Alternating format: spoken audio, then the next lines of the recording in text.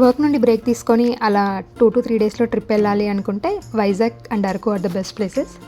2 డేస్లో అరకు ప్లాన్ చేయొచ్చు. With Vizag plus Araku కూడా ప్లాన్ చేయొచ్చు. చాలా బడ్జెట్ ఫ్రెండ్లీ ట్రావెల్స్ ఉంటాయి.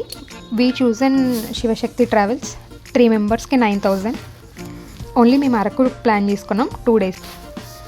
ఆ 2 డేస్లో వాళ్ళు ఫస్ట్ డే డుముకు view point, Borra caves and Galikonda view point, Katiki water falls, coffee plantation cover చేశారు.